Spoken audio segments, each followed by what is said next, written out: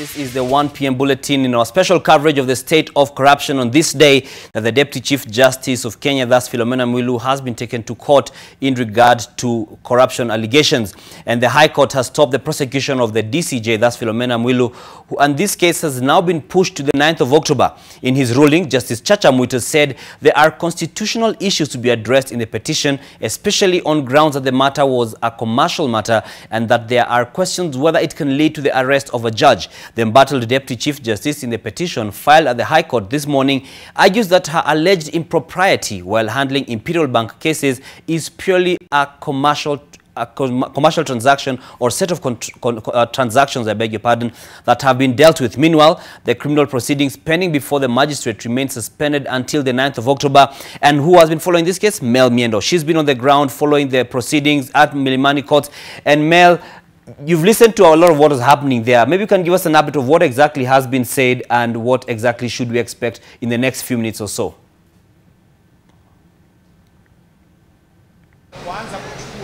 Dan, allow me to begin with the latest. Currently, we are on adjournment. The court has been adjourned at this time. About a few minutes ago, the judge, Lawrence Mugambi, has adjourned because he has to receive a court order from Judge Chacha Mwita. Now, allow me to just take you back.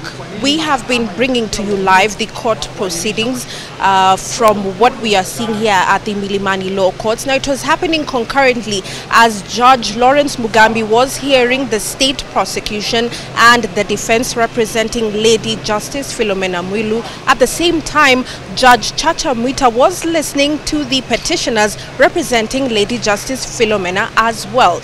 Now, beginning around early in the AM, about 8 a.m. before the court proceedings began here, the petitioners went to Judge Chacha Mwita. The judge represents the Constitutional and Human Rights Division. And so they filed a petition to him. And so that was being heard concurrently as Judge Lawrence Mugambi was also listening to the court proceedings. Now, the ruling has been made. We are waiting for Judge Mugambi to receive that order and also give that information to the media. What we do know is we were there when Judge Chacha Mwita was giving that ruling, and it says that the suspension has been given. And so DCJ Philomena Mwilu will not have the court proceedings against her going on from now henceforth until October the 9th. Now, the petition that was filed by the defense is about three main things. Now, the first thing is that the DCJ is saying it is a malicious act against her. She says the DPP and the DCI are malicious and want to remove her from office. That's number one. Number two, they say that it is a commercial transaction that was done and does not warrant a criminal action against her. So these are two of the main things that the petitioners brought to Judge Chacha Mwita, and so he heard that and so gave that ruling a bit earlier on. And so we're waiting for that order to be extracted and then given to Judge Lawrence Mugambi. Now, DCJ Philomena has with her a host of lawyers. I'm telling you, about 10 or even more lawyers that are representing her, and they were being led by James Orengo. And one of the main things that they were saying is that this is very malicious against the office of the DCJ. And so they say the DCJ should be allowed her constitutional rights. And so that is why they were perhaps taking a bit of more time so that Judge Chacha Mwita can actually give that ruling. And so that's what we have. Currently, we're still waiting for that order to be given, but that's what we know, that Judge Chacha Mwita is the one who has barred or suspended the court orders, the court proceedings against DCJ Mwilu.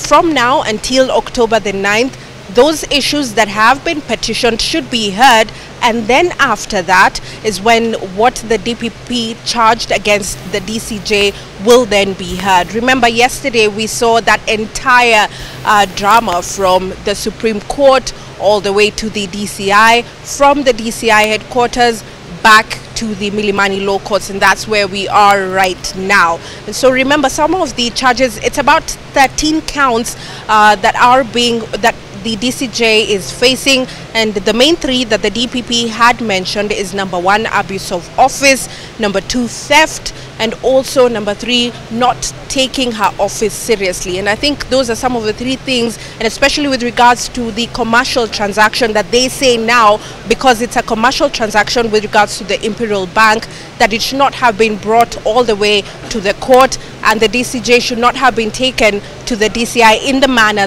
that she was taken yesterday. And so the DCJ has been here from early morning, even way before the court proceedings began. And so even when the media came in, she was here. And so during that time, until then, half of the lawyers representing her are the ones who went to Judge Chacha Mwita and were giving that petition to him. They were filing that petition to him. And so it was happening concurrently. And so that's really what we have here. Dan, to you for any questions. Thank you very much. Well, and just to clarify, we saw Kalonzo Musyoka was in court and he gave some submissions. What exactly was the content of what he was saying? What was his angle in his submissions? What brought him there or necessitated his presence?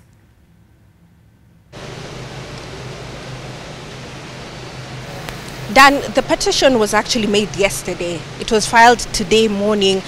With regards to what happened yesterday evening, everything was done at a later time. Remember yesterday when we had the court ruling from Judge Lawrence Mugambi himself, he was saying that by the time the case was being brought to the Milimani Law Courts, it was quite late. And so the petitioners came early in the morning at about 8 a.m. here at the Milimani Law Courts to file that petition.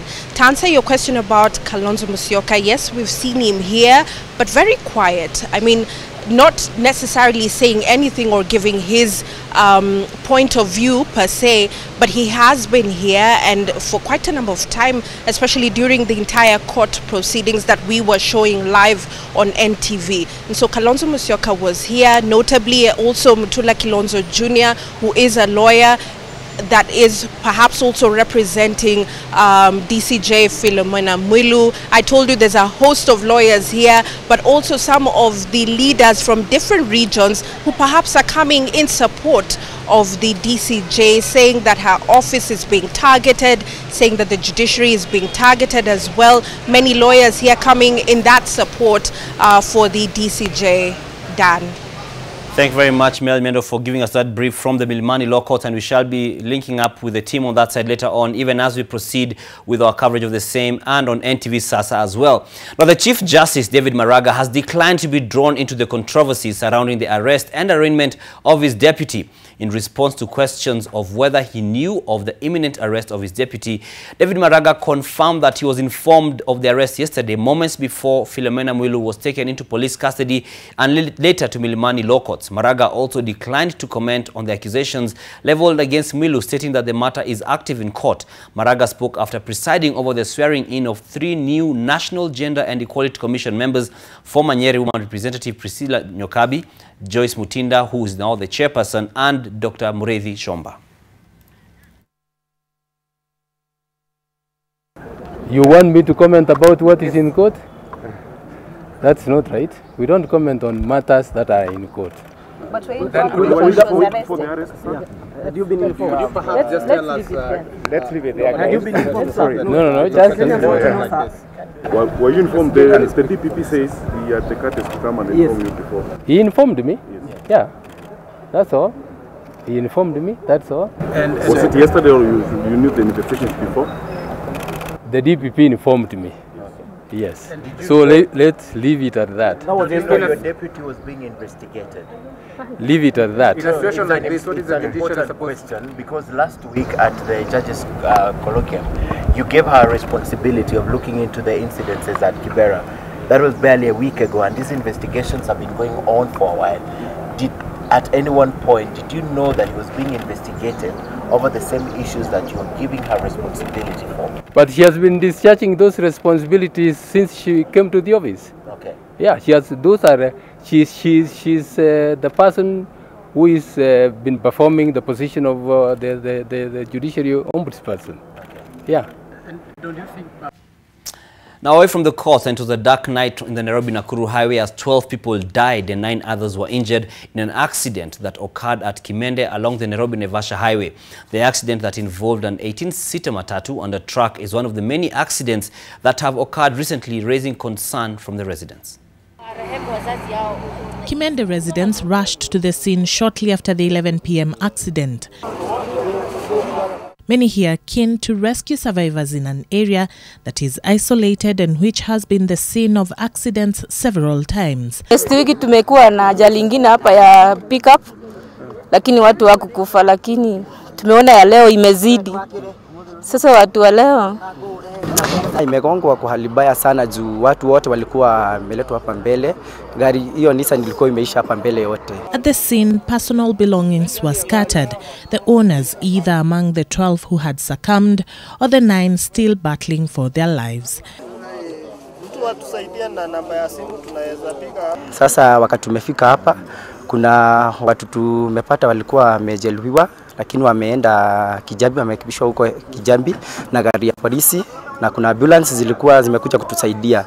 The accident involved a 14-seater matatu under the Royal Mirage Sacco and a truck ferrying farm produce to Nairobi. The matatu was on its way to Western Kenya when the accident occurred. The impact of the collision threw the 2 vehicles over a cliff, making the rescue efforts quite challenging. Pia driver wa lori imechukua muda mkubwa sana kumchukua juu watu wengine wamekuja na mashoka kukata ili watoke. Lari Traffic Police Base Commander Ahmed Mohammed confirmed the incident that is said to have caused the death of 12 people, some of them being pupils of an unidentified school. 9 of them died upon impact. 3 others succumbed to injuries on their way to hospital. Charity Mwangi, NTV. Very sad then, still staying on death, and 1 person has been confirmed dead, while 9 others sustained injuries following an accident along the Marigat-Loruk highway in Marigat in the county of Baringo. The vehicle, which was ferrying teachers and students of Kapedo Mixed Secondary School, is said to have veered off the road and rolled after developing mechanical problems. 1 of the 4 who were admitted at Baringo Referral Hospital has since been discharged, while 4 among the 5 admitted at Marigat District Hospital have been referred to County Referral Hospital in Kabarnet Town.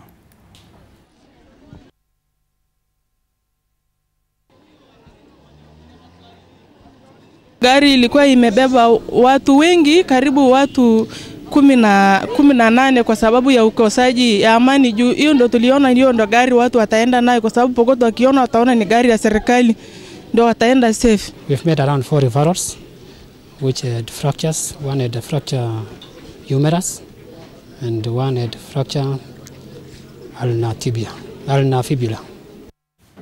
And unfortunately, yet again, a story of death, and 5 Kenya Defence Forces soldiers have been killed and 10 others wounded after their vehicle ran over an improvised explosive device along Kiunga and Sankuri Road in the county of Lamu. The incident happened while the soldiers were distributing water to local residents, according to the Ministry of Defence.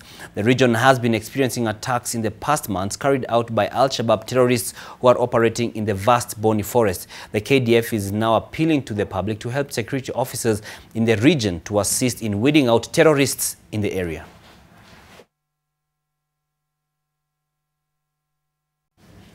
IABC Chairman Wafula Chebukati now says the timing of the return of the commissioners who resigned 5 months ago is suspect. Chebukati says their return coincides with the release of an audit report that indicts some of them in the misappropriation of funds during the 2017 elections. Chebukati spoke to NTV after meeting with news editors. On our part as a commission, I think we are very clear that the former commissioners, the 3, made a public announcement on 16th of April that they are resigning from office, and they came back, and after I wrote to them to follow the normal procedure of clearance, they came back and cleared with the commission and returned all the assets of the commission. And as far as we are concerned, they are no longer commissioners, they are former commissioners. And I think, if I'm not wrong, yesterday the High Court also barred them from accessing the commission, awaiting the hearing of a suit filed by activist Tom Tata.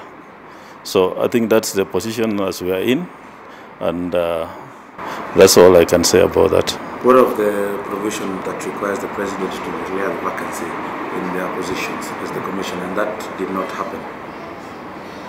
Yes, so far we haven't seen the declaration of vacancy by the presidency. Remember, it is a prerogative of the president, although the law says he must declare it 7 days from receipt of the resignation letter. Now, we are not in a position to know whether the president received the letter or not, but the commissioners who resigned themselves averred in affidavits filed in court that they sent the letter or submitted the letter of resignation to the president. So it's a matter which we have to just wait and see. But now that the president did not declare that vacancy, doesn't that give them a leeway to continue being commissioners of the IABC? I don't think so, because when you resign, you have already made a decision, a conscious decision as a person to resign. I remember sometimes, is it yesterday in France, there's a minister who went on a talk show, a radio show, and said, I've resigned from today. And that is it. I think as a country, we need to have men and women of honor. When you make a decision like that one, you stand by it. You cannot say because somebody has not activated a process of replacing me, then I'm still a commissioner. I think that is wrong, and it offends the provisions of Chapter 6 of the Constitution. It's about integrity, honor, and behavior as a public officer. What do you think drives their coming back? Are there external forces probably? We, as a commission, we have a lot of vested interests. I want to say that perhaps you can take it back to what happened when they went. When they left it, we had to come up with the issue of an internal audit or audits of financials, the money we spend in elections, and it's more financial accounting. So if you look at the time of them coming back coinciding with the time of the results of the audit coming out, maybe you can draw some parallels. But I haven't talked to them. I don't know why they want to come back, and we haven't had a meeting, so I don't want to really speculate on that. What has the audit revealed so far? We are still studying the audit, but there were certain flaws in procurement, procurement laws not being followed, PFM Act not being followed, and overpricing of goods and services, and several general flaws in the whole process. A number of areas have been mentioned, and an officer of the commission mentioned. Of course, we shall ask them to explain before an action is taken. President Uhuru Kenyatta jetted back into the country Tuesday evening from his official visit to the United States of America, where he met with U.S. President Donald Trump. The plane carrying the president and First Lady Margaret Kenyatta touched down at the Jomo Kenyatta International Airport shortly before 9 p.m. Deputy President William Ruto, Interior CS Fred Matiang'i, and Nairobi Governor Mike Sonko were among those who received them at the airport. Trade, security, and investments topped the agenda during the discussions between the president, that's Uhuru Kenyatta, and his host at the White House in Washington, D.C. The two leaders agreed to bolster the Kenya-US partnership in peace initiatives, particularly in the Horn of Africa region. Besides the bilateral talks with Trump, President Kenyatta also met top U.S. business executives, during which he witnessed the signing of investment deals worth 23.9 billion shillings. On Thursday, the president will be host to British Prime Minister Theresa May.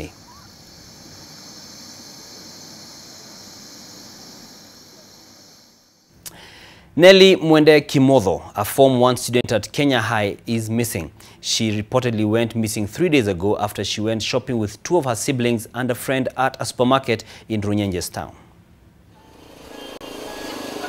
As families are hastily taking their children back to school, the Kimothos are facing major challenges. The anguish of a missing child.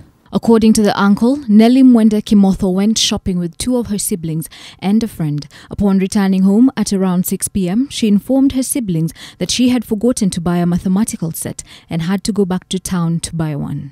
Tumemtafuta karibu kila mahali na ikatupindi pia tupige ripoti kwa vituo vya polisi, pia tukawajulisha marafiki, na kutoka hiyo siku mpaka wale hatunjampata.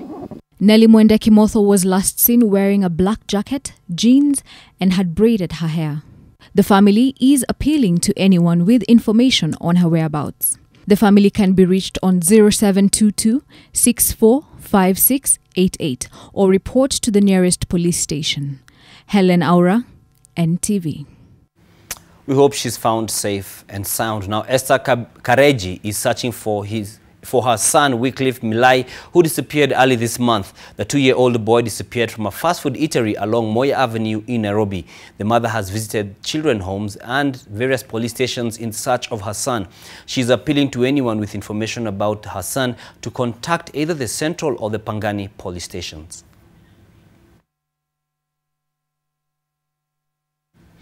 Again, we hope the young one is found safe and sound. The National Land Commission has put a businessman to task of acquisition of 135 acres of land in Utange in the county of Mombasa that at least 500 families are claiming ownership of. The businessman, Jonathan Jenga Kagiri, is said to have bought the land in Lamkani, Kisauni constituency before subdividing and selling it to private developers. The transactions were done by Kagiri's wife Gladys Nyeri after her husband died, according to information shared to the NLC Committee on Historical Land Injustices sitting at the Kenya School of Government in Mombasa. Appearing before the commission, chaired by Dr. Samuel Tororei, representatives of the 527 families, Nguma Charo, that's the representative rather, Nguma Charo, claimed that the Kagiris obtained the land through questionable means. Let's cross borders, and African Union troops have begun pulling out of what was one of their major...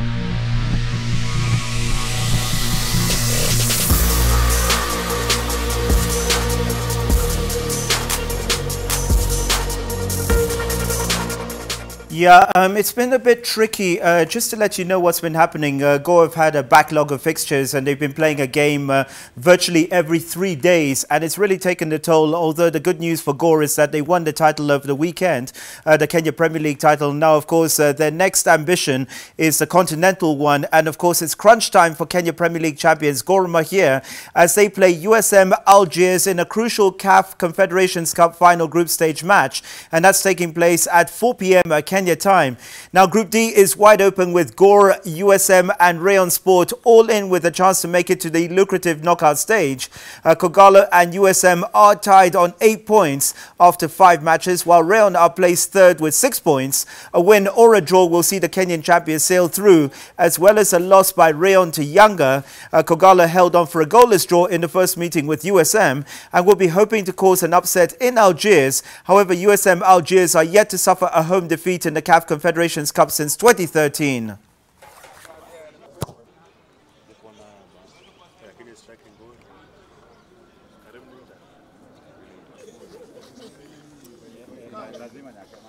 Don't mind talking. No.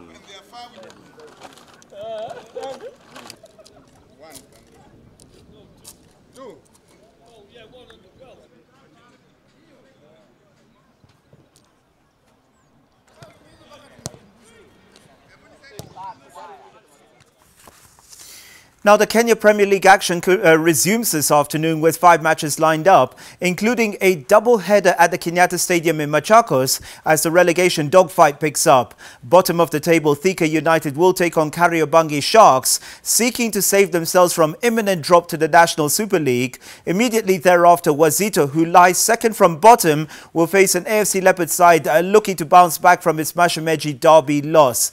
At the Ruraka Stadium, 4th placed Tusker will play Chemelil Sugar, who are third from the bottom. Posta Rangers face Sofapaka at Camp Toyoyo, while Ulinzi Stars host Nakumat at Afraha.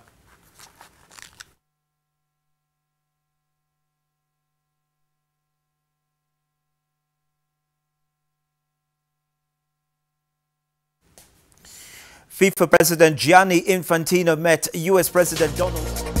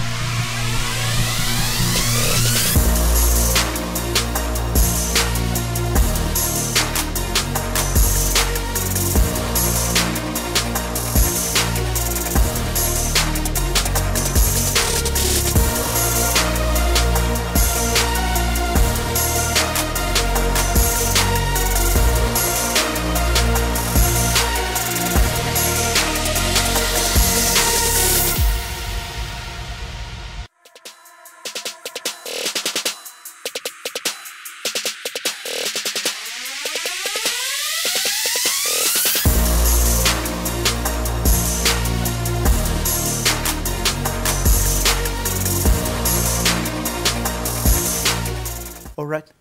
All right, back to you, Dan. Thank you very much, Sean Kadovelis, for that brief on the sports. Definitely a good relief from all the talk about corruption, this corruption, that much as we are still going to unrelentlessly continue covering it. And just a recap of what's been happening today, the big story of the day and of the season is that the High Court has stopped the prosecution of Deputy Chief Justice Philomena Mwilu, and the case has now been pushed to the 9th of October. In his ruling, Justice Chacha Mwita said there are constitutional issues to be addressed in the petition, especially on grounds that the matter was a commercial matter and there are questions whether it can lead to the arrest of a judge. The embattled Deputy Chief Justice, in their petition filed at the High Court this morning, argues that her alleged impropriety while handling Imperial Bank cases is purely a commercial transaction that had been dealt with. Meanwhile, the criminal proceedings pending before the magistrate remained suspended until the 9th of October. And these are some of the things that we're following up, and this conversation shall continue on NTV SASA, which didn't come in too long. But first, just a bit of feedback that we've seen online on our state of corruption hashtag. And one of them is from someone we've seen on our set, that's Gabriel Mudhuma, saying, lesson of the day, you can't take a DCJ down using a court system. Protectionism at its best. They can't exploit their own. That's Mudhuma who's speaking. I'll also pick another one. That's Ole Kagia, saying that justice delayed is justice denied, and pretty much in regards to the whole issue about the stoppage of the case. And one more I can select here. Some of them are pretty not TV friendly, to be honest. So once we get them, we can just check on our... Let me just pick one more from Erwoti, the fight against corruption. Yesterday when Haji chose to politicize it, and he says that DCJ Mwilu, rather the arrest was unnecessary and misguided. And these are some of the views that have been shared on our Twitter timeline with the hashtag state of corruption. But like I said, in not too long, we shall be having the discussion on state of corruption as well with Nur Abdulaziz, Haris Salim and Salim Swale on NTV SASA. So usiende mbali. My name is Dan Wangi. Have a great afternoon.